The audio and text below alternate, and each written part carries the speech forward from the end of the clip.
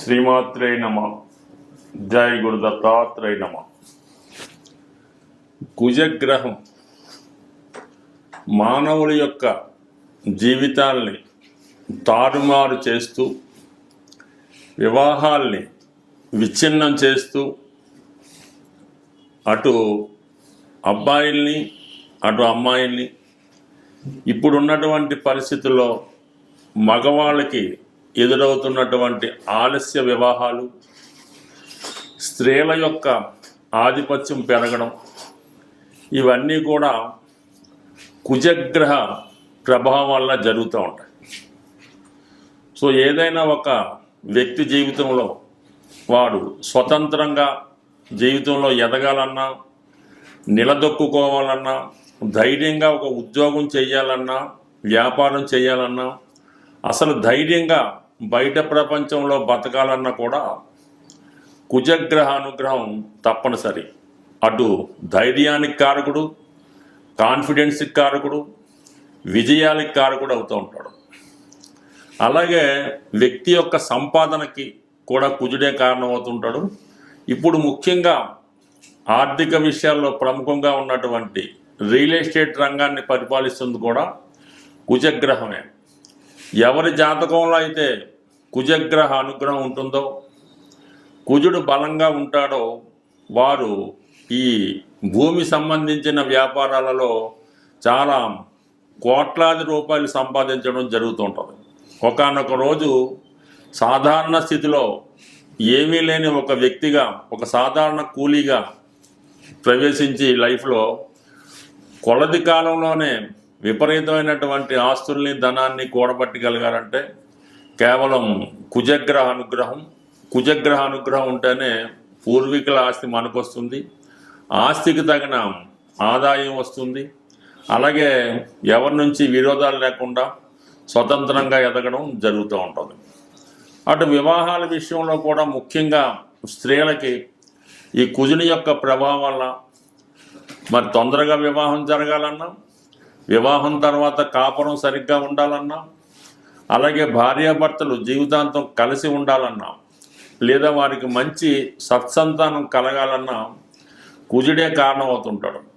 ప్రధానంగా ఎవరి జాతకంలో అయినా సరే, స్త్రీలు కానీ పురుషులు కానీ, ఇప్పుడు అందరూ ఒకటే కాబట్టి కుజుడు బలంగా ఉంటేనే వారి జీవితం, లైఫ్ సక్సెస్ఫుల్గా ఉండడం జరుగుతూ ఉంటుంది.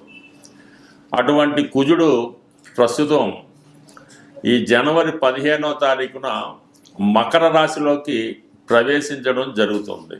అంటే మకర రాశిలో ప్రత్యేకత ఏంటంటే, మకర రాశిలో కుజుడు చాలా బలంగా, అంటే ఉచ్చస్థితిలో ఉండడం జరుగుతూ ఉంటుంది. ఈ ఉచ్చస్థితిలో ఉన్నప్పుడు కుజుడు అత్యంత బలవంతుడై ఉంటాడనమాట. ఇది ఎప్పటి వరకు? ఫిబ్రవరి 23వ తారీఖు వరకు అదే రాశిలో సంచారం జరుగుతూ ఉంటుంది. సుమారుగా 48-49 రోజులు, అటు ఇటుగా 50 రోజుల సంచారంలో కుజుడు ఈ స్వక్షేత్రంలోకి వచ్చిన, ఉచ్చక్షేత్రంలోకి వచ్చిన ఈ పంచమహాపురుష యోగాల్లో రుచిక మహాపురుష యోగం అనే ఒక యోగాన్ని యాక్టివేట్ అవుతుంది.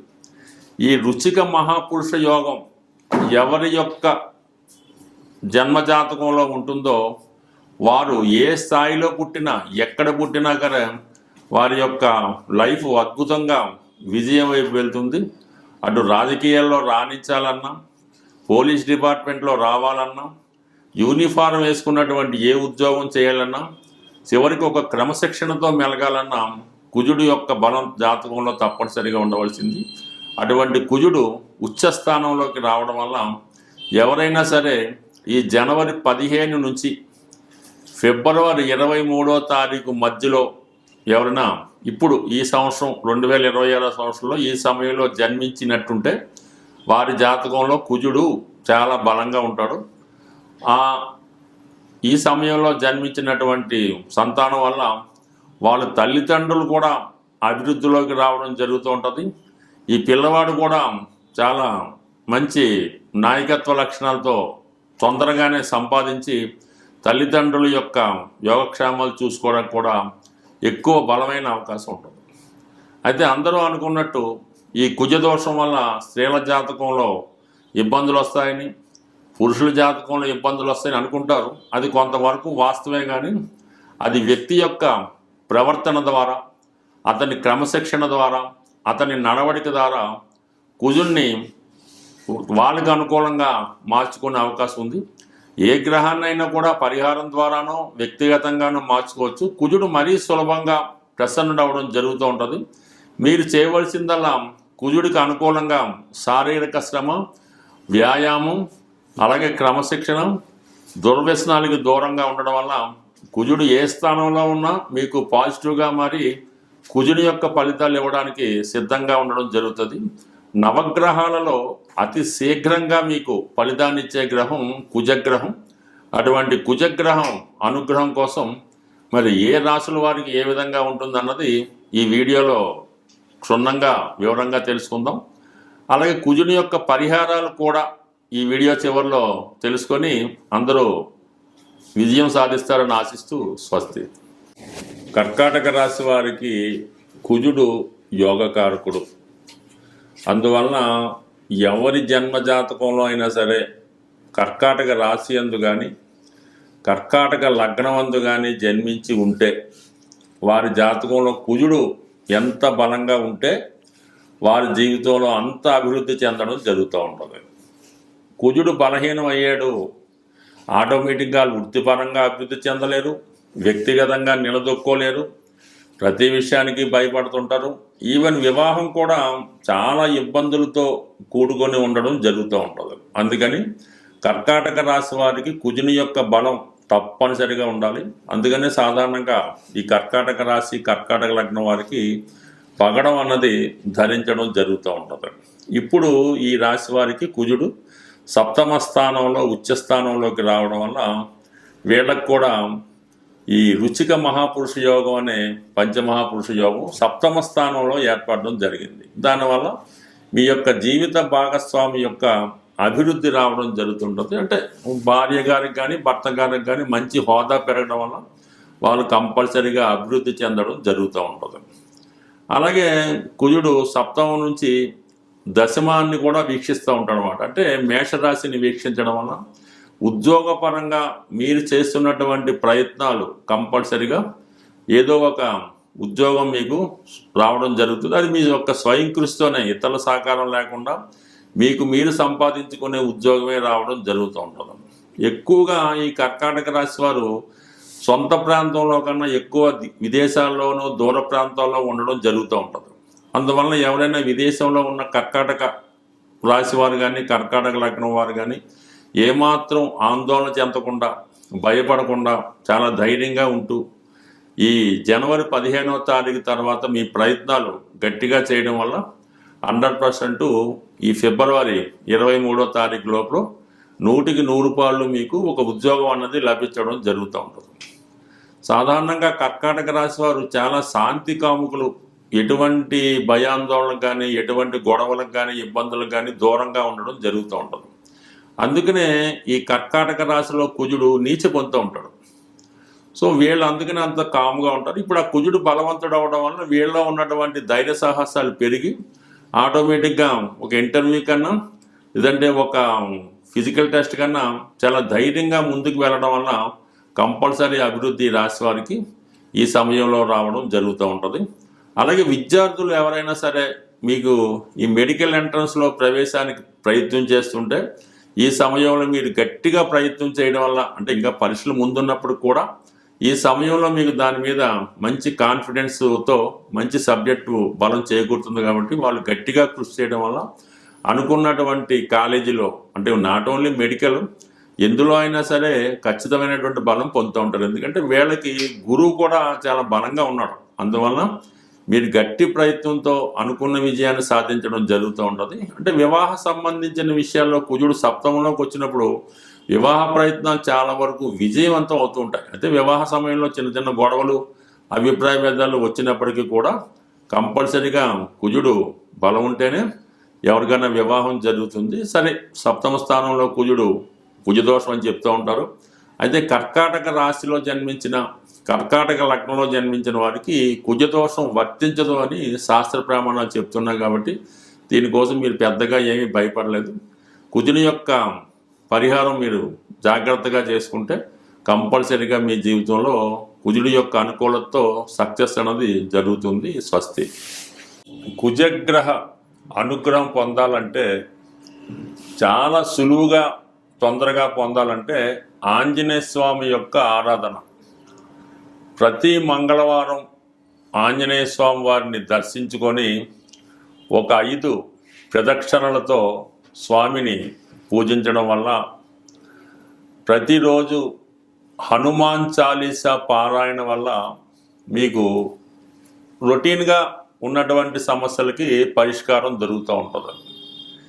ఏదైనా ఎక్కువ పెద్ద సమస్య ఉన్నప్పుడు, మీరు వివాహానికి సంబంధించిన సమస్య, పెళ్ళి అవడం లేదు, భార్యాభర్తల మధ్య విభేదాలు, అన్నదమ్ములతో గొడవలు ఇలాంటివి ఉన్నప్పుడు కంప్లీట్గా ఒక మంచి రోజు చూసి మీ యొక్క సాధన తార వచ్చిన రోజు స్వామివారి ఆలయంలో సింధూరంతో అభిషేకం చేయించడం, అదే రోజు తమలపాకులతో అర్చన చేయించి, ఇలాగా ప్రతి మంగళవారం ఒక 8 వారాలు అనుకొని, అయితే ఈ 8 వారాలు కూడా మీరు బ్రహ్మచర్యాన్ని పాటించవలసి ఉంటుంది.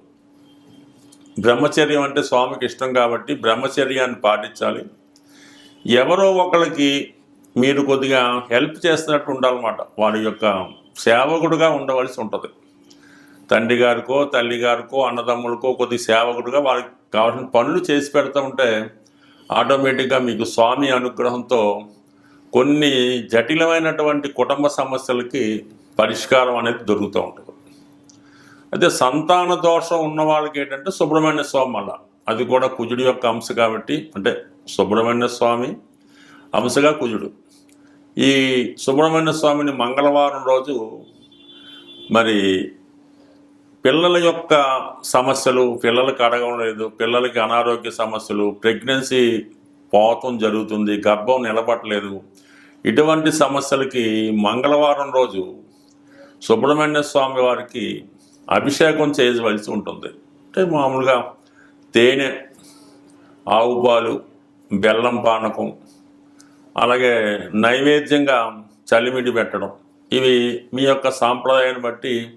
ఈ సుబ్రహ్మణ్య స్వామికి అయితే మాత్రం 18 మంగళవారాలు చేయవలసి ఉంటుంది. ఈ 18 మంగళవారాలు మీరు నియమనిష్టలతో చేయడం వల్ల, అంటే పిల్లల కోసం అయితే భార్యాభర్తలు ఇద్దరూ కూడా చేయడం మంచిది. అందువల్ల ఏంటంటే తొందరగా మీకు ఫలితం అన్నది రావడం జరుగుతూ ఉంటుంది. ఇక దీనికన్నా చాలా గొప్పది, కొంతగా ధైర్యం ఉన్న వాళ్ళు చేసే పరిహారం ఏంటంటే, ఎవరికైనా అత్యవసర పరిస్థితుల్లో ఇబ్బందుల్లో ఉన్న వాళ్ళకి రక్తదానం అన్నది చేయవలసి ఉంటుంది. ఈ బ్లడ్ డొనేషన్ చేయడం వల్ల చాలా వరకు మీకు ఈ కుజుడు అనుకూలించడం జరుగుతూ ఉంటుంది. కుజుడు వల్ల ఏదన్నా ఉద్యోగం రావాలన్నా, రుణాలు తీరాలన్నా, ఎటువంటి గొప్ప సమస్య అయినా సరే ఈ రక్తదానం వల్ల మీకు క్యూర్ అవ్వడం జరుగుతూ ఉంటుంది.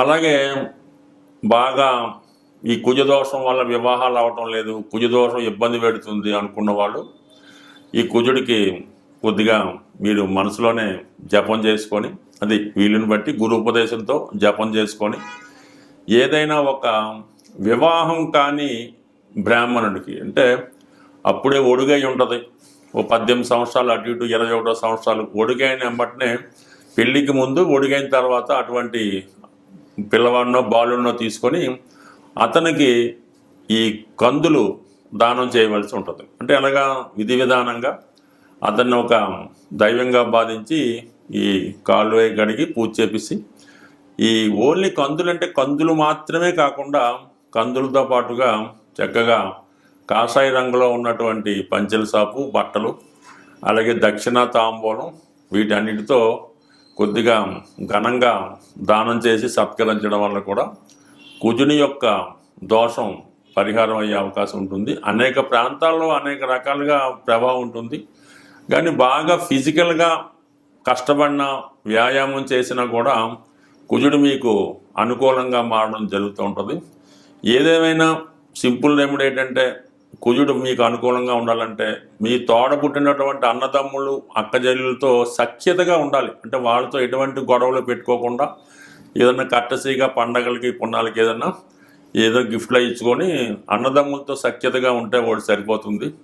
భార్యాభర్తలు కూడా ఎటువంటి విభేదాలు లేకుండా ఎటువంటి కష్టం వచ్చినా ఒకరికొకరు సంప్రదించుకోవడం వల్ల కూడా కుజదోషం అనేది పరిహారం అవుతుంది. అంటే ఇవి చివరి కొంత కష్టంగా ఉన్నా అసలు పరిహారం అంటే ఇదే, కానీ మిగతావన్నీ కూడా దాని తర్వాత వచ్చినాయి. కాబట్టి మరి ఏదైనా మీ సమస్యను బట్టి పరిహారం చేసుకొని కుజుడి యొక్క అనుగ్రహం తప్పక పొందుతారని ఆశిస్తూ స్వస్తి.